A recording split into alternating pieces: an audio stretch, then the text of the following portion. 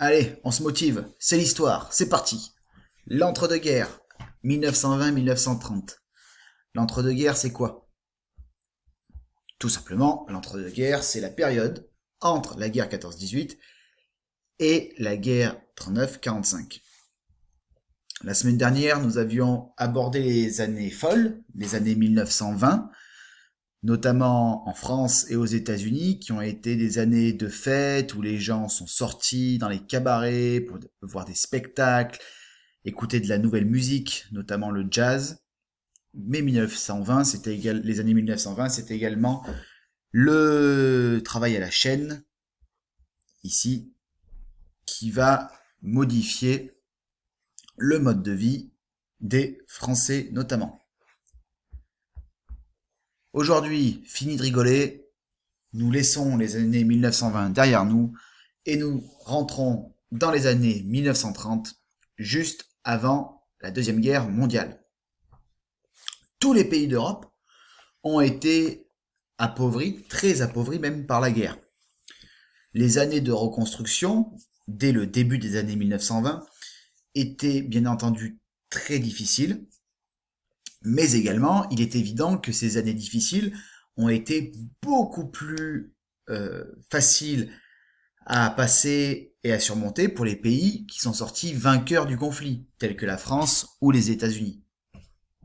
Dans d'autres pays, l'Allemagne, l'Italie, la Russie, c'est ce que nous allons aborder aujourd'hui, les années 1920 n'ont pas été des années folles. Au contraire, ces années ont été des années où le peuple, les populations étaient en colère, où ces pays étaient fragilisés, endettés, les situations économiques étaient très difficiles, et ce climat-là de fragilité a facilité la montée au pouvoir des partis que l'on appellera extrémistes.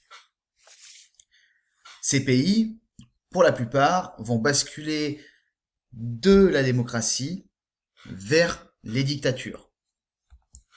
La dictature, c'est quoi? Une dictature, c'est une concentration de tous les pouvoirs entre les mains d'un individu ou d'un petit groupe de personnes. Là, clairement, la dictature s'oppose totalement à la démocratie où le peuple est souverain. Concrètement, dès le début des années 1920, nous allons voir apparaître en Russie des personnages comme Lénine suivi de Staline, mais également en Italie, un dictateur du nom de Mussolini. Nous en reparlerons tout à l'heure. Petit aparté, à partir des années 1920, la Russie sera appelée URSS, Union des républiques socialistes soviétiques. Le climat dans ces pays est donc tendu, très tendu même. C'est également le cas en Allemagne.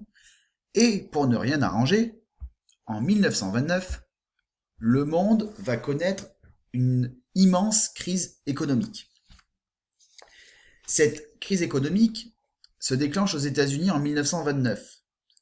Comme les États-Unis sont devenus après la Première Guerre mondiale la première puissance économique du monde, cette crise va très rapidement impacter le reste du monde et notamment l'Europe à partir de 1931. Cette crise durera jusqu'à la fin des années 30, jusqu'au début de la Seconde Guerre mondiale. Cette crise se traduit essentiellement par une explosion du taux de chômage, une explosion du nombre de chômeurs. Le coût de la vie augmente, les entreprises ferment, les gens sont ruinés, le mécontentement devient général. Les populations désespérées cherchaient des responsables à leur malheur. À cette époque, la plupart des pays européens étaient des démocraties, c'est-à-dire des pays où le peuple élit librement ceux qui gouvernent. Malheureusement, dans ce climat de tension et de colère, des gouvernements totalitaires et fascistes vont se mettre en place. Nous avons vu qu'en URSS, Lénine et Staline, avec le communisme, vont s'installer dès le tout début des années 1920.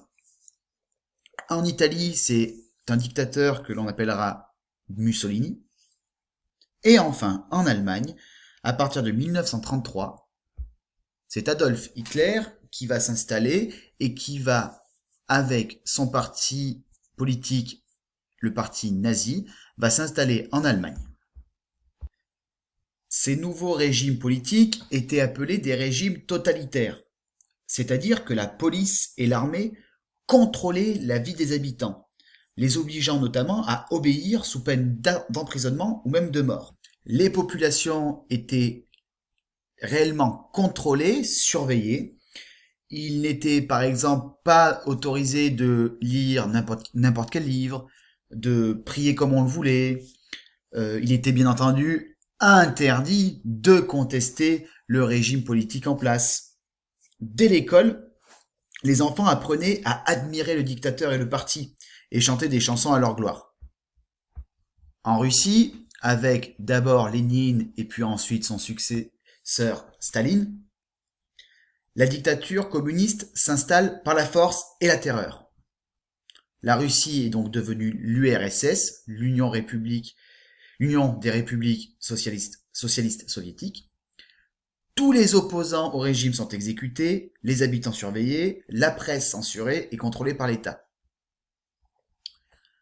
En Italie, c'est Mussolini qui, à partir de 1922, établit dans son pays une dictature fasciste. Mussolini voulait que l'Italie devienne aussi puissante que l'était Rome 2000 ans plus tôt. Il installa tout le pouvoir dans les mains d'un seul parti, le parti fasciste. Le parti fasciste était un parti autoritaire, nationaliste et militariste qui avait recours à la violence et ne croyait pas à l'égalité des êtres humains. En 1933, s'installe au pouvoir en Allemagne Adolf Hitler. Hitler est à la tête du parti nazi. Hitler était un dictateur. Il pensait que les Allemands étaient supérieurs à tous les autres peuples de la Terre et que, notamment, les Juifs étaient un peuple inférieur. Il fit des lois qui confisquaient les biens des Juifs, puis il les chassa d'Allemagne ou les enferma dans des camps. Hitler, qui était soldat lors de la Première Guerre mondiale, avait en lui un énorme sentiment de revanche. Hitler voulait conquérir une partie de l'Europe. Il commença donc à fabriquer beaucoup d'armes, de chars, d'avions, de navires de guerre, de sous-marins et de canons. Hitler ne respecta donc pas les accords signés lors du traité de Versailles en 1919. Ces idées gagnent malheureusement la France, où des ligues d'extrême droite sont aussi favorables à un régime autoritaire. Pour contrer l'émergence de ces idées fascistes, en France, le gouvernement change en 1936. Ce nouveau gouvernement s'appelle le Front populaire. Le Front populaire était contre, comme l'indique cette affiche, la misère, la guerre et le fascisme. Au contraire, le Front populaire était pour le pain, la paix et la liberté. Le Front populaire fit un certain nombre de réformes. Pour la première fois, des femmes faisaient partie du gouvernement. Le Front populaire décida que les salariés auraient des congés payés et qu'ils travailleraient moins d'heures par semaine. Cependant, la situation économique ne s'est pas améliorée depuis 1929.